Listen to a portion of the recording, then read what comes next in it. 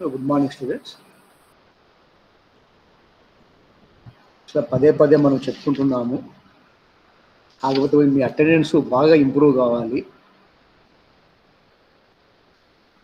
You should not wait for phone calls from your friends.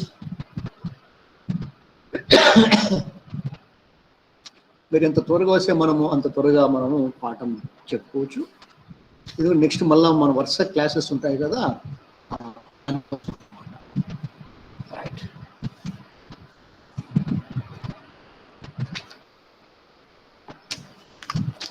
ఈనాడు మనము quit India ఉద్యమాన్ని గురించి చెప్పుకుందాం. గత క్లాసుల్లో క్విట్ ఇండియా ఉద్యమానికి దారితీసిన పరిస్థితులు, క్రిప్స్ రాయవారం తర్వాత ఇక అది విఫలమయ్యేసరికి గాంధీజీ వ్యక్తిగత సత్యాగ్రహాన్ని పాటించాడు. ఆ తర్వాత ఇక భారతదేశం మీద బాంబులు వేయడం మొదలు కావడంతో జపాన్ నుంచి విధిలేని పరిస్థితుల్లో క్విట్ ఇండియా అనే పిలుపునిచ్చి ఉద్యమాన్ని ప్రారంభించారు. సో క్విట్ ఇండియా ప్రారంభము, క్విట్ ఇండియా ఉద్యమ కాలంలో కాంగ్రెస్ పార్టీ ఇచ్చిన ప్రణాళిక ఇవన్నీ కూడా మనం చూసాం. ఈనాటి క్లాసులో క్విట్ ఇండియా ఉద్యమ కాలంలో అనేక ప్రాంతాల్లో జరిగినటువంటి పోరాటాల గురించి మనము చూద్దాం. అంటే బేసికల్గా గాంధీజీ ఒక పిలుపిచ్చాడు, quit India, do or die. ఆ తర్వాత ఏం జరిగింది అనేది మనం ఇప్పుడు చూద్దాం. అంటే ఒక్కొక్క ప్రాంతంలో ఎట్లా జరిగింది, ఇది ఆల్ ఇండియా లెవెల్ కాబట్టి మనం ఆ అంశాన్ని మనం దృష్టిలో పెట్టుకుంటాం. సో మై డియర్ స్టూడెంట్స్, ఈ ఉద్యమము బొంబాయిలో ఎలా జరిగిందో చూద్దాం. బొంబాయిలో ఈ ఉద్యమానికి నాయకత్వం వహించిన వారు అరుణా అసఫ్ అలీ. ఈమె చాలా ఉక్కు మహిళ అని చెప్పుకోవచ్చు.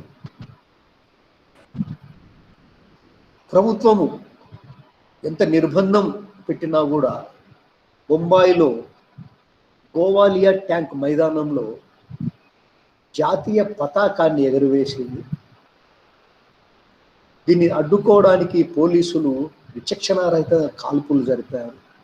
ఆ కాల్పుల్లో 8 మంది మరణించారు, దాదాపు 169 గాయపడ్డారు. ఇదంతా కూడా నేను చెప్పేది గవర్నమెంట్ రికార్డ్స్ ప్రకారం. అనధికారికంగా ఎట్లా జరిగిందో మనం ఊహించవచ్చు, ఎంతమంది చనిపోయినారో, ఎంతమంది గాయాల పాలయ్యారో. ఈ ఉద్యమ కాలంలో బాంబేలో క్రాంతికార్ గ్రూప్ లాంటి అనేక అజ్ఞాత సంస్థలు కూడా క్రియాశీలకంగా వ్యవహరించాయి. కొన్ని ప్రాంతాల్లో అయితే బ్రిటిష్ ప్రభుత్వాన్ని ధిక్కరించి ప్రజాప్రభుత్వాలు, అంటే సమాంతర ప్రభుత్వాలు కూడా ఏర్పాటు చేశారమ్మా. ఉదాహరణకు సతారాలో వైబి చౌహాన్, నానాపాటి పటేల్ వంటి వారు ప్యారలల్ గవర్నమెంట్స్, అంటే మనకు ఆంధ్రదేశంలో సహాయ నిరాకరణ ఉద్యమ కాలంలో ఆంధ్రరత్న దుగ్గరాల గోపాలకృష్ణ నడిపినాడు ఇటువంటి సమాంతర ప్రభుత్వం, చీరాల పేరాల మున్సిపాలిటీ బహిష్కరణ ఉద్యమంలో. అటువంటివి ఇప్పుడు దేశవ్యాప్తంగా జరిగినాయి. బొంబాయిలో మరింత, అంటే బాంబే ప్రెసిడెన్సీలో మరింత ఉత్సాహంగా ఇవి ఏర్పాటయ్యాయి.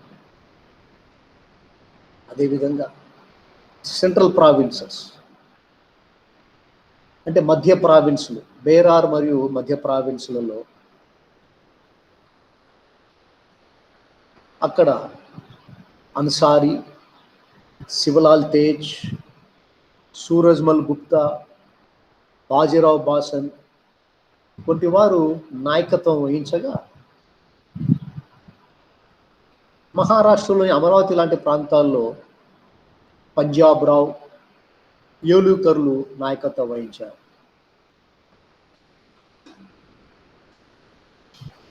ఇక నీలగిరి లాంటి ప్రాంతాల్లో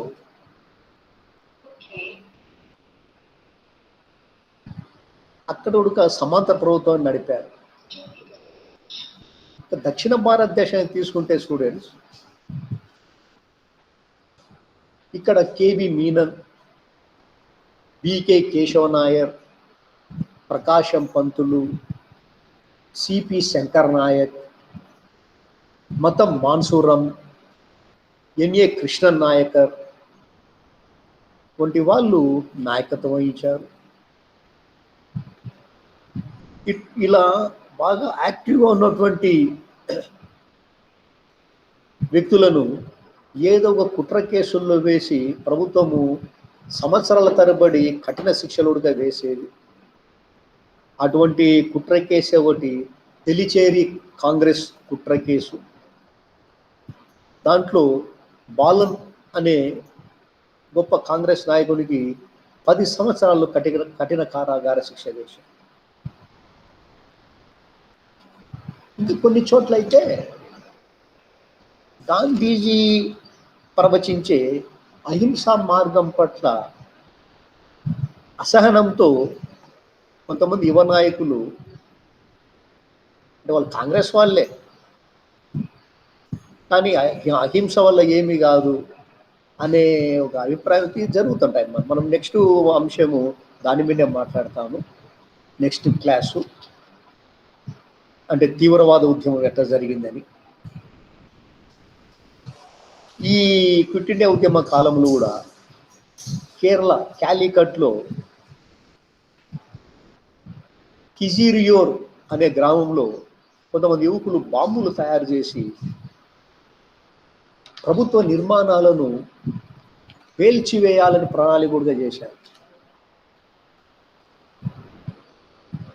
అంటే హింస ద్వారానే బ్రిటిష్ వాళ్ళు భయపెడదామని.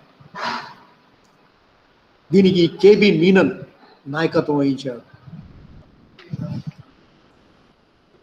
అయితే అంటే బాగా సిఐడి వ్యవస్థ బాగా ఉంది కాబట్టి బ్రిటిష్ వారికి ఇది గుర్తించి ఈ ప్రణాళికను ధ్వంసం చేశారు, వారిని అరెస్ట్ కూడా చేశారు. ఢిల్లీలో క్విట్ ఇండియా ఉద్యమానికి నాయకత్వం వహించింది జుగల్ కిషోర్. వాయువ్య సరిహద్దుల్లో అంటే నార్త్ ఈస్ట్ ఫ్రాంటియర్ ప్రావిన్స్లో అబ్దుల్ సమద్ ఖాన్ క్విట్ ఇండియా ఉద్యమానికి నాయకత్వం వహించారు. పెషావర్లో ఖుదై ఖిద్మత్గార్ ఖాన్ అబ్దుల్ గఫార్ ఖాన్ గారి సంస్థ ఇది. ఖుదై ఖిద్మత్గార్, ఆయనను సరిహద్దు గాంధీ అంటారు. ఆయన నాయకత్వం వహించారు ఈ వాయువ్య ప్రాంతాల్లో. బీహార్లో స్టూడెంట్స్ జయప్రకాష్ నారాయణ్, ఆయన బిరుదు లోక్ నాయక్. జయప్రకాష్ నారాయణ్ మరియు రామానంద్ మిశ్రా బీహార్లో క్విట్ ఇండియా ఉద్యమానికి నాయకత్వం వహించారు. హజారీబాగ్ జైలు నుండి రహస్య ప్రచారం సాగించాడు జయప్రకాష్ నారాయణ్. ఆయన స్వతంత్ర ఉద్యమంలో గొప్ప నాయకుడిగా పేరు గడించాడు.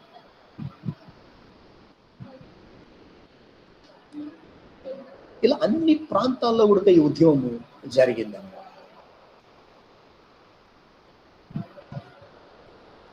ఈ సమయంలోనే అరుణ అసఫ్ అలీ గారు ఇంక్విలాబ్ అనే పత్రికను ఆమె స్థాపించారు. ఇంక్విలాబ్ ఆమెనే మరణాంతరము భారతరత్న అవార్డుగా పొందారు. ఎప్పుడు 1997లో, ఇది గుర్తుపెట్టుకోండి.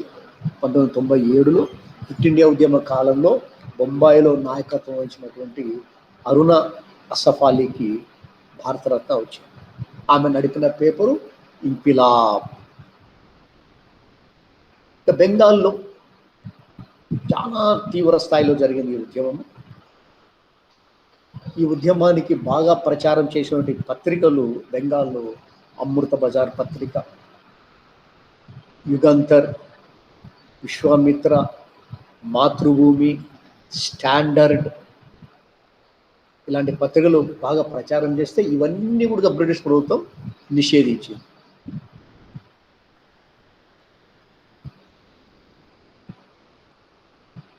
అక్కడ ఇంకొక విశిష్టత ఏమిటంటే 73 ఏళ్ళ వయసు గల వృద్ధ వనిత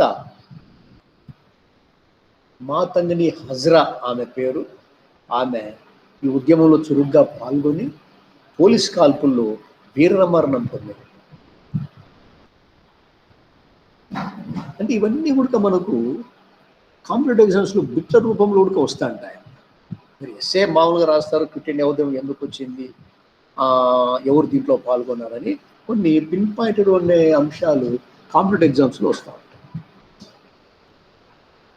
ఈ ఉద్యమము అస్సాం కూడా ప్రాకింది. అక్కడ కాంగ్రెస్ పార్టీ శాంతిసేన అనే పేరుతో క్రియాశీలకంగా ఈ ఉద్యమంలో పాల్గొనింది. కాంగ్రెస్ జెండాను ఎక్కడ చూసినా ఉడక ఎగరేశారు.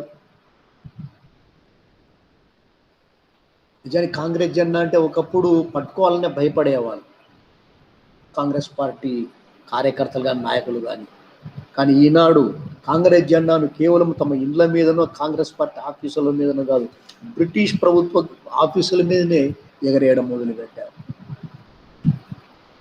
అనేక చోట్ల స్వరాజ్య పంచాయతీలను ఏర్పాటు చేశారు. ఇలా 1942లో ప్రారంభమైన క్విట్ ఇండియా ఉద్యమం నిరాఘాటంగా జరిగింది. అయితే ఇంత తీవ్రంగా జరిగినటువంటి ఉద్యమము క్రమక్రమంగా కొంత అంటే బ్రిటిష్ వారికి తన సత్తా చూపించిన తర్వాత క్రమక్రమంగా ఈ ఉద్యమము బలహీనపడిందనే మాట కూడా మాట్లాడకూడదు, కొంచెం చల్లబడింది. ఈ లోపల 1944లో మే 6వ తేదీన గాంధీజీని జైలు నుండి విడుదల చేశారు. దాంతో ఈ ఉద్యమము ముగిసినట్టుగా భావించుకోవచ్చు. అంటే 1942 ఆగస్టు 8న మొదలైన ఉద్యమము 1944 మే 6వ తేదీన ముగిసింది. అంటే ఇది అఫీషియల్గా అధికారికంగా గాంధీజీ ప్రకటించాలి ఆపినామని. అయితే ఆయన రిలీజ్ కావడము, ఉద్యమము దాని ఎంత గదే ఆగిపోవడము జరిగింది.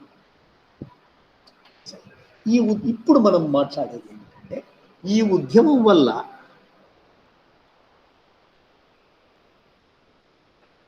ఏమి ప్రభావం చూపించింది ఈ ఉద్యమం?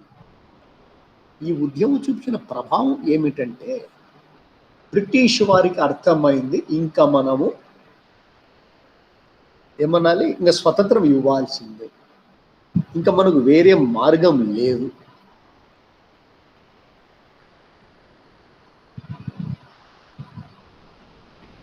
భారతీయులు తెగించినారు, ఇంకా మనం పరిపాలన చేయలేము అనేది మనకు స్పష్టమైందమ్మా.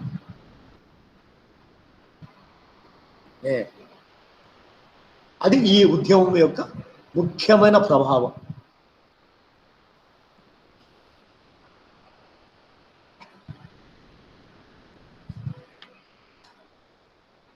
భారతీయులు బ్రిటిష్ వారికి భయపడ్డం మానేసినారు.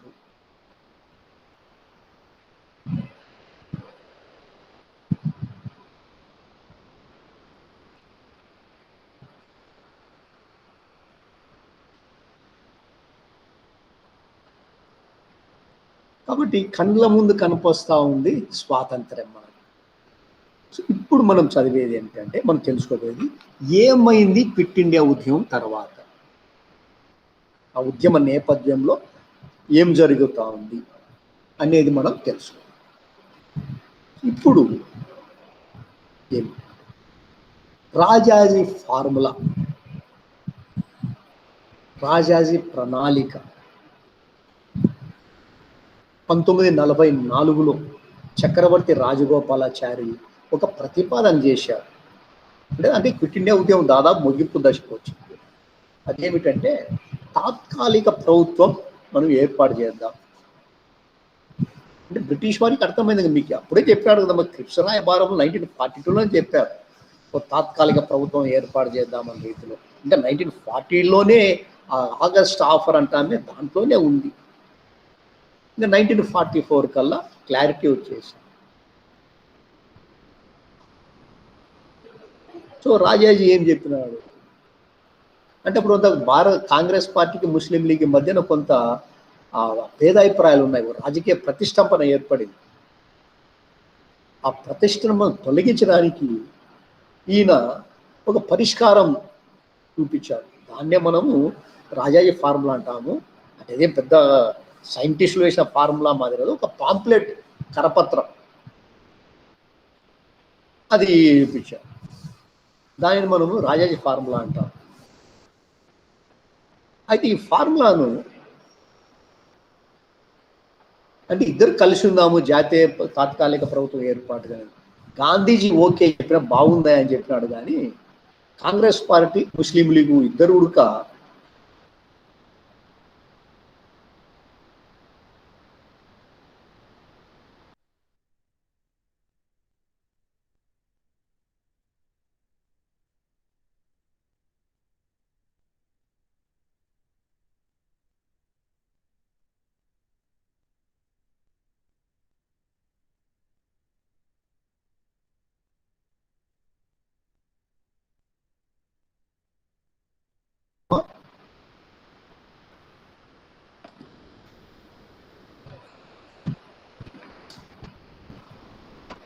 ఓకే. అంటే ఏంటి ఆయన చెప్పింది, ఆయన ఫార్ములా ఏంది అంటే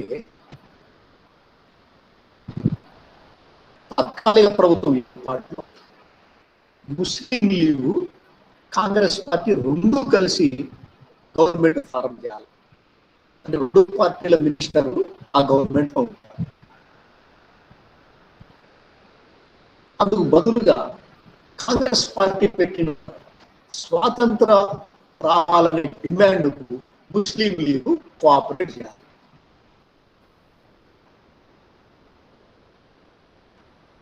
తర్వాత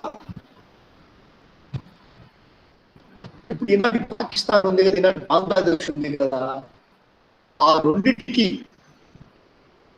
ప్రత్యేక రాష్ట్రం కావాలంటే, దేశం కావాలంటే స్వాతంత్రం వచ్చిన తర్వాత ఎలక్షన్స్ పెట్టి అక్కడి ప్రజలు కోరితే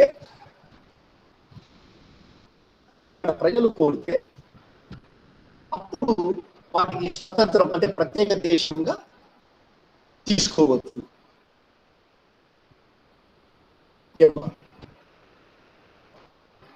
చిన్నగా ప్రత్యేక దేశానికి ప్రత్యేక రాష్ట్రానికి ఒక అడుగులు పడుతున్నాయి. అయితే అదంతా కూడా స్థానిక ప్రజలు ఓట్ చేయాలి. సపోజ్ ఆడ ప్రజలు కోరినారు ఇది ఇండియా కానీ అది పాకిస్తాన్ దేశంగా రెండు దేశాలు తయారవుతాయి ఏర్పాటైతాయి అనుకున్నారు. అప్పుడు రెండు దేశాలు ఉన్నప్పటికీ రక్షణ శాఖ, కమ్యూనికేషన్ శాఖ, తర్వాత వాణిజ్య శాఖ, ఈ మూడు శాఖలు ఏ పాకిస్తాన్ సపరేట్ గా భారతదేశం సపరేట్ గా లేకుండా సంయుక్తంగా వారు దీని మీద చర్చలు చేయాలి. యమునా తీరేని కాకుండా సంయుక్తంగా ఏర్పాటు చేస్తారు. ఇది రాజాజీ ఫార్ములా. ఈ ఫార్ములాను కాంగ్రెస్ పార్టీ ఒప్పుకోలేదు, జిన్నా గుడికి ఒప్పుకోలేదు. జిన్నా ఏమంటారు, మహమ్మద్ అలీ జిన్నా ముస్లిం నాయకుడు, అవన్నీ ప్రజలు ఇప్పుడే కాంగ్రెస్ పార్టీ ఒప్పుకోవాలి. ఏంటి, రెండు దేశాల సిద్ధాంతం, రెండు జాతులు ఉన్నాయని ఒప్పుకోండి. ఫస్ట్ హిందూ జాతి, ముస్లిం జాతి. అక్కడ ప్రజలు మీరు ఎట్లా స్వతంత్రం కోరుకుంటున్నావు, అక్కడ స్వతంత్రం కోరుకుంటే సపరేట్ దేశం కోరుకుంటున్నాం. కాబట్టి ఈ ద్విజాతి సిద్ధాంతాన్ని కాంగ్రెస్ ఒప్పుకోవాలని పట్టుబట్టాడు. అంతేకాకుండా ఒకవేళ ప్రజాభిప్రాయ సేకరణ జరుగుతేమో జరుగుదా, ముందు మీరు ఒప్పుకోండి 2 జాతులు ఉన్నాయని. ప్రజాభిప్రాయ సేకరణ జరిగితే అంటే ఇప్పుడు పాకిస్తాన్, బంగ్లాదేశ్, అప్పుడు వాయువ్య భారతం, ఈశాన్య భారతం. అంటే వాయువ్య భారతం అంటే ఈనాటి పాకిస్తాన్ ప్రాంతం, ఈశాన్య భారతం అంటే ఈనాటి బంగ్లాదేశ్ ప్రాంతం. ఈ ప్రాంతం ప్రజాభిప్రాయ సేకరణ జరిగితే ఓన్లీ ముస్లింలు మాత్రమే పాల్గొనాలా?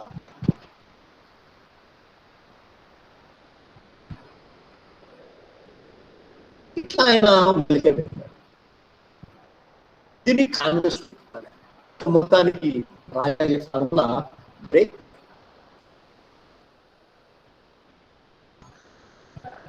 మళ్ళా అంటే నేను ఇప్పుడు ఇండియా ఉద్యమం తర్వాత ఈ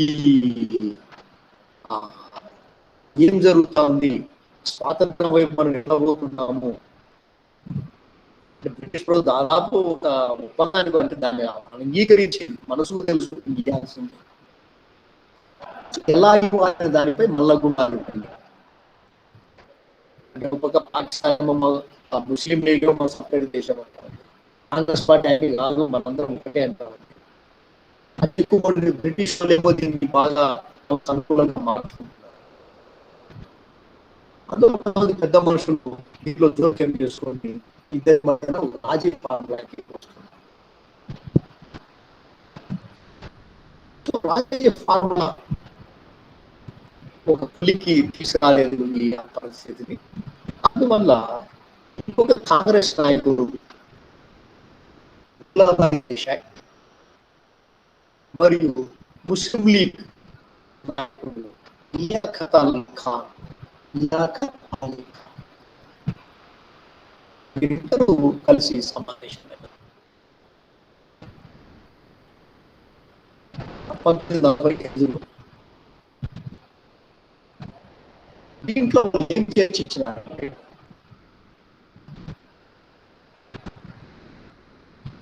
కేంద్ర కార్యవర్గంలో కాంగ్రెస్, ముస్లిం లీగ్ సమాన సంఖ్యలో వ్యక్తులు నియమిస్తారు.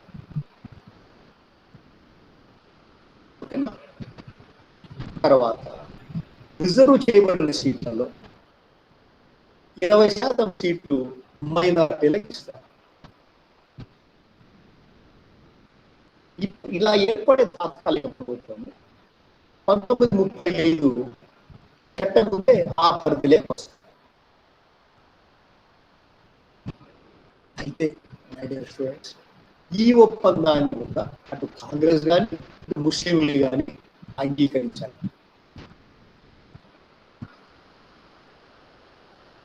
ఇంకొక కమిటీ తేజ్ బహదూర్ సప్రు ఆయన ఒక నివేదిక ఇచ్చాడు, ఏం చేయాల భారతదేశం ఈ 2 వర్గాల మధ్యన.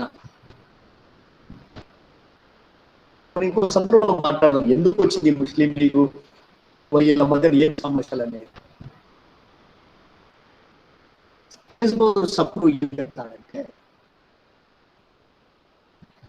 హిందువులు ముస్లింలు సమాన సంఖ్యలో ఒక కమిటీగా ఏర్పడి అంటే ఒక రాజ్యాంగ సమితిని ఏర్పరచుకొని దాంట్లో మెజారిటీ సభ్యుల నిర్ణయం ప్రకారం ఈ అంశాలన్నీ కూడా నిర్ణయం తీసుకుందాం. అంటే ముస్లిం లీగ్ ఏమో ఒక మాట, కాంగ్రెస్ ఒక మాట అంటారు. అట్లా ముస్లింల నుంచి ఇంతమందిని, కాంగ్రెస్ పార్టీ ఇంతమంది సమాన సంఖ్య ఒక కమిటీ వేస్తాం. Let the committee decide. అది కూడా మెజారిటీ అంటే 70% సభ్యులు ఏ వైపు మాట్లాడితే ఆ వైపు మనము నిర్ణయం తీసుకుంటారు.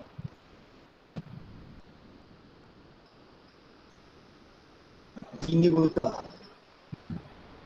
అసలు హిందూ నాయకులు కానీ ముస్లిం నాయకులు కానీ ఈ ఒప్పందాలను తిరస్కరించారు. ఇట్లా చర్చలు జరుగుతా అంటే 1945లో వేగల్ అంటే ఆనాటి వైస్రాయి వేగల్ ప్రణాళిక తీసుకొచ్చారు. అంటే విలీనం తర్వాత వేగల్ వచ్చారు. వేగల్ ప్రణాళిక అప్పటికల్లా రెండో ప్రపంచ యుద్ధం అయిపోయింది. అయితే బ్రిటన్కు జపాన్ భయం కొంత పట్టుకొని ఉంది. అందువల్ల ఆ జపాన్ భయంతో బ్రిటిష్ ప్రభుత్వము అంటే ఆనాటి ప్రధాని చర్చిల్, బ్రిటిష్ ప్రధాని చర్చిల్ భారతీయులకు కొన్ని అధికారాలు బదలాయించి వారి మద్దతు పొందాలని అనుకున్నాడు ఆయన. అందులో భాగంగానే ఆనాటి వైస్రాయ్ వేవల్ను భారతీయ నాయకులతో చర్చలు జరపమని ఆదేశించారు. వేవెల్ ఓ ప్రణాళిక వెల్లడించాడు. ఆయన ఒక ప్రణాళిక ముందు పెట్టాడు. ఏంటి ఆ ప్రణాళికలు ముఖ్య అంశాలు అంటే, కొత్త రాజ్యాంగం ఏర్పడి భారతీయుల ఆమోదం పొందేలోపు ఒక తాత్కాలిక ప్రభుత్వము టెంపరరీగా ఏర్పాటు చేద్దాం. ఆ ప్రభుత్వంలో అన్ని రాజకీయ పార్టీల యొక్క ప్రతినిధులతో ఒక కార్య సమితిని ఏర్పాటు చేద్దాం. దాంట్లో అధ్యక్షునిగా వైస్రాయ్ ఉంటాడు. యుద్ధ వ్యవహారాలను చూసే సైన్యాధిపతి ఉంటారు. అతను ఉడక ఆంగ్లేయుడు ఉంటాడు. మిగతా సభ్యుల్లో హిందువులు ముస్లింలు సమానంగా ఉంటారు. సో ఇట్లా చేయడం వల్ల దేశ విభజనను అడ్డుకోవచ్చు.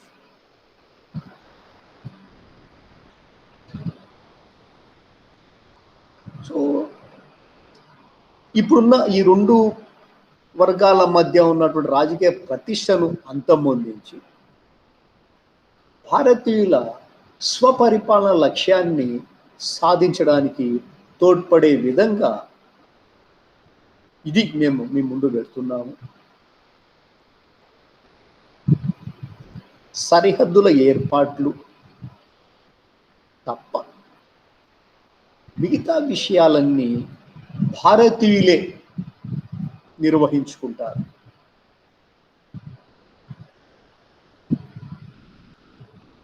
మంత్రుల సహాయంతో వైస్రాయి పరిపాలన చేస్తాడు. అయితే తప్పదనుకుంటే వీటో అధికారాన్ని వినియోగిస్తాడు.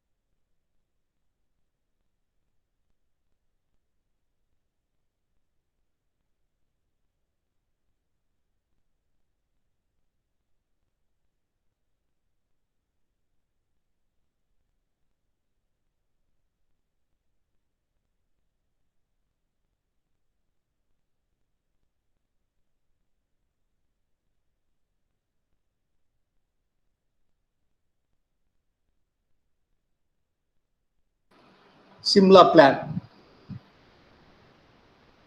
ఇది 1945లో వచ్చింది సిమ్లా ప్రణాళిక. ఇది కూడా ఆనాటి వైస్రాయ్ వేవెల్ తీసుకొచ్చిందే. అంటే సిమ్లాలో జరిగింది కాబట్టి ఈ ప్లాన్ ప్రణాళిక రూపొందించింది సిమ్లా ప్లాన్ అంటాము. దీని ఉద్దేశం ఏమిటంటే బ్రిటిష్ ప్రభుత్వం ఏర్పాటు చేయబోయే తాత్కాలిక ప్రభుత్వంలో కాంగ్రెసు ముస్లిం లీగులు మధ్య ఒక అంగీకారం కుదర్చడానికి ఈ వేవల్ వైస్రాయి 1945 జూన్ 25న సిమ్లాలో ఒక సమావేశం పెట్టాడు. ఈ సమావేశానికి 21 మంది సభ్యులు హాజరయ్యారు. కాంగ్రెస్ పార్టీ, ముస్లిం లీగ్ తరపున ప్రతినిధులు పార్టిసిపేట్ చేశారు. కాంగ్రెస్ తరపున నాయకత్వం వహించింది మౌలానా అబుల్ కలాం ఆజాద్. మనం ఇప్పుడు ఎడ్యుకేషనల్ డే జరుపుకుంటామే, ఈయన జన్మదినంకే. ముస్లిం లీగ్ తరపున జిన్నా దాంట్లో పాల్గొన్నాడు. దీంట్లో జరిగిన ముఖ్య అంశాలు ఏమిటంటే సిమ్లా ప్రణాళికలో వైస్రాయ్ ఎగ్జిక్యూటివ్ కౌన్సిల్లో అన్ని పోర్ట్ఫోలియో అంటే అన్ని శాఖలు పూర్తిగా భారతీయులకే ఇస్తాము. అయితే దీంట్లో హిందువులకి ముస్లింలకి సమాన సంఖ్యలో ప్రాతినిధ్యం ఉంటాయి.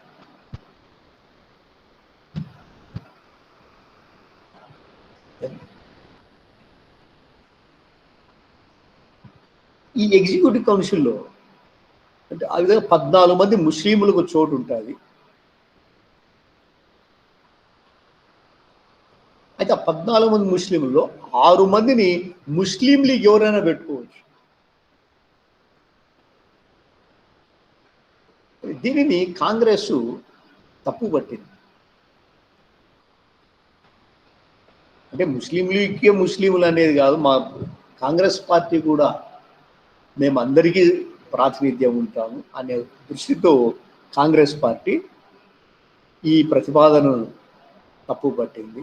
సో దాంతో ఈ సిమ్లా ప్రణాళిక కూడా సరైన ఫలితాన్ని ఇవ్వలేదు. ఇలా ఒక పక్క ప్రయత్నాలు జరుగుతూ ఉంటే 1946లో రాయల్ ఇండియన్ నేవీ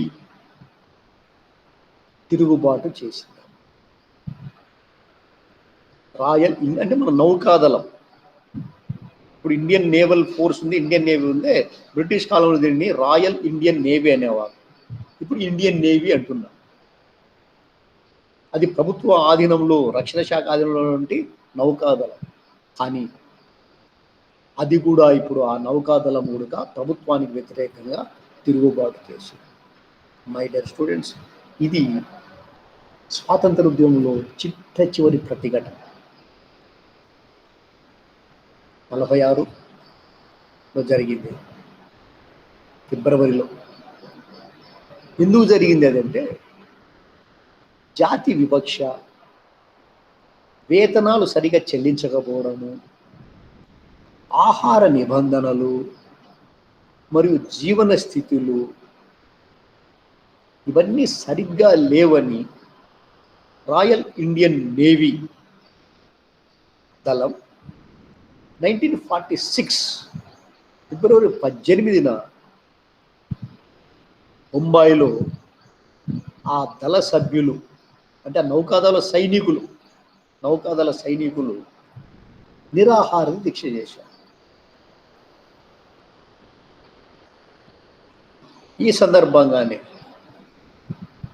ఆ సైనికులు నౌకపై, అంటే నేవీ అంటే నౌకాదళానికి చెందిన నౌకపై క్విట్ ఇండియా అని రాశారు. అట్లా మరింత ఊపు వచ్చింది. అది వాళ్ళు చేసింది వాళ్ళ వేతనాలకైనా వేరే సమస్యలకైనా కూడా ఇటువంటి రాత రాయడంతో అది క్విట్ ఇండియా ఉద్యమంలో భాగం అయిపోయింది. బ్రిటిష్ ప్రభుత్వానికి భయం కలిగించింది. బొంబాయితో పాటు కరాచీలో కూడా ఇదే జరిగింది. ఆ నౌకాదళ సైనికులు ఎంఎస్ ఖాన్ అధ్యక్షతన నావల్ సెంట్రల్ స్ట్రైక్ కమిటీ అని ఏర్పాటు చేసుకున్నారు. మొత్తం 78 నౌకలలో సుమారు 20,000 మంది ఈ తిరుగుబాటులో పాల్గొన్నారు. ఈ తిరుగుబాటు మద్దతుగా ఆనాటి కమ్యూనిస్టు పార్టీ కూడా ఆందోళన చేసింది. ఇది చివరకు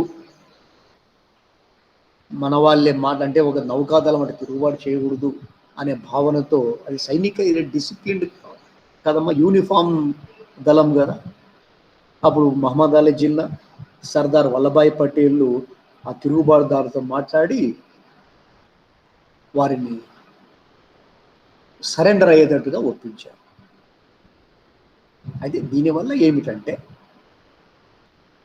బ్రిటిష్ ప్రభుత్వానికి మరింత స్పష్టం, తేట తెల్లమైంది. ఆగరు భారతీయులు పార్టీలు కాదు, క్రమశిక్షణతో ఉన్నటువంటి సిపాయిలే, సైనికులే తిరుగుబాటు చేస్తూ ఉంటే ఇంకా పరిపాలన మేము చేయలేమనేది వాళ్ళకి స్పష్టం.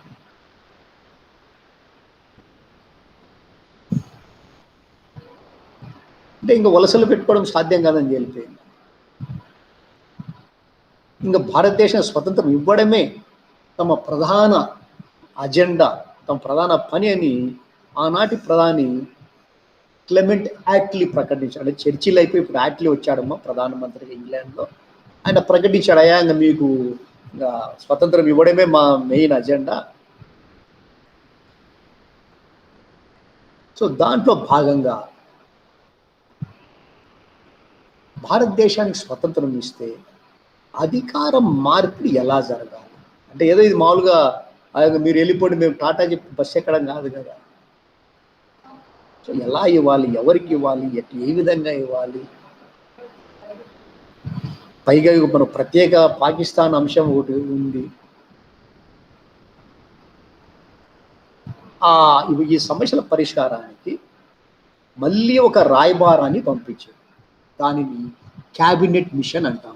జస్ట్ మీకు ఒక పవర్ పాయింట్ చూపిస్తాను, లైవ్లోనే ఉండండి.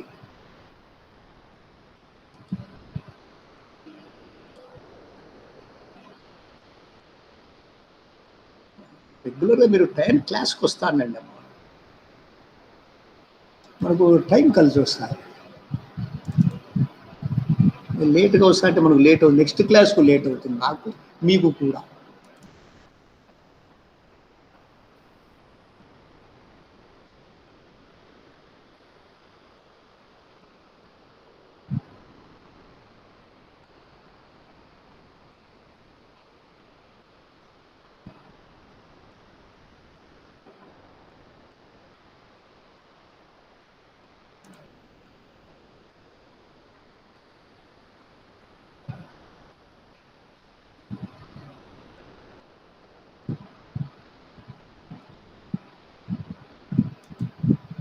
अच्छा अच्छा अच्छा अच्छा अच्छा ఒక నిమిషం ఉండండి.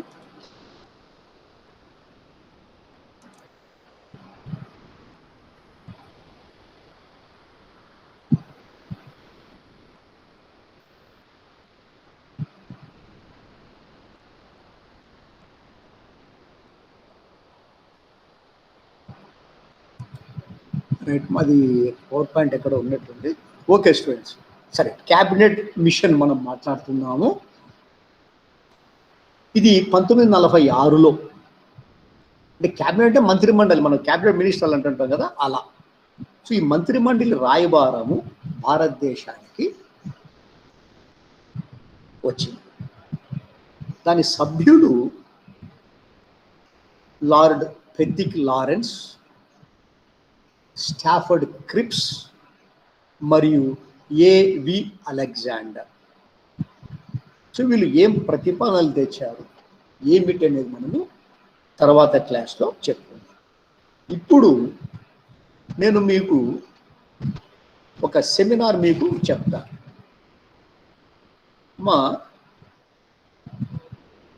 రేపు మీకు 2 గంటల క్లాస్ ఉంది. 2 గంటలకు ఆ క్లాస్లో మీరు సెమినార్ ఇవ్వాలి. వై శిరీష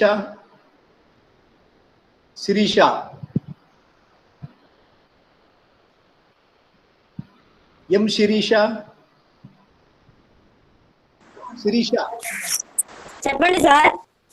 రేపు నువ్వు సెమినార్, రేపు మధ్యాహ్నం 2 గంటలకు ఒక సెమినార్ ఇవ్వాలమ్మా. Topic sir? టాపిక్ వచ్చి ఫిట్ ఇండియా ఉద్యమమే తీసుకో. ఫిట్ ఇండియా ఉద్యమం. ఓకే సార్, చెప్తానండి సార్. అంటే ఇది ఈరోజు చెప్పినా రేపు రివ్యూ చేయాలి. Okay sir. రైట్, రేపు రైట్. తర్వాత వాణి చెప్తావమ్మా సెమినారు. వాణి వెరీ గుడ్, చెప్పు తల్లి. వెరీ గుడ్ అమ్మా. Topic sir? టాపిక్ నువ్వు ఏం చెప్తావు అంటే ఫిట్ ఇండియా ఉద్యమము ప్రభావం చెప్పు. Right, very good. సో ఈ 2 సెమినార్ చెప్పుమ్మా. ఒక్కోసారి సెల్ ఆన్ కాదు సార్, అది నా ప్రాబ్లం కాదు సార్, సెల్ ఆన్ కాలేదు సార్, అంతే. తెలుసుమ్మా, కాకపోతే మనము ఆన్ చేసేటట్టుగా పెట్టుకోవాలి ఫోన్ నీ దగ్గర. ఆన్ చేసుకున్నా సార్, ఉన్నట్లుండిపోతుంది సార్ అది. ఓకే, ప్రయత్నం చేస్తాను అంతే, అయిపోతే ఒకసారి నెట్వర్క్ నా దగ్గర కూడా ప్రాబ్లం వస్తూ ఉంటుంది. కాకపోతే మీరు దాన్ని ప్రయత్నం చేస్తాను, మన నెట్ అంతా బాగుండేటట్టుగా చూసుకోండి, సరేనా? ఓకే తల్లి, రైట్. క్లాస్. గుడ్ మార్నింగ్ తల్లి. ఎవరమ్మా మాట్లాడేది? Sir Gayatri sir. అమ్మా గాయత్రి, గుడ్ మార్నింగ్. లైన్ లో నాకు ఇక్కడ కనపరాలేదు, అందువల్ల. రైట్ గాయత్రి, రేపు నీకు ఒక సెమినార్ ఇస్తున్నా, రేపు మధ్యాహ్నం. రేపు మధ్యాహ్నం 2 గంటలకు సార్. నెక్స్ట్ వీక్ చెప్తా సార్, ఇక్కడ ఏం ప్రిపేర్ అయ్యేకి ఏం లేదు సార్. సరే, ఓకే విను, నోట్ చేసుకో. సరేలేమ్మా. ఓకే స్టూడెంట్స్, నేను ఈరోజు క్లాసు అంటే నేను చెప్పేందుకు మీరు ఎండ్ చేసుకోవద్దు, నాకు అటెండెన్స్ ఇక్కడ పడుతుంది. డాడీ వచ్చినాడంటే సార్ కాలేజ్కి, అదే ఆ రోజు. ఓకే అమ్మా, నేను ఇప్పుడు ఓకే నేను ఇప్పుడు సంతకం పెడతానులే. రైట్, సరే సార్.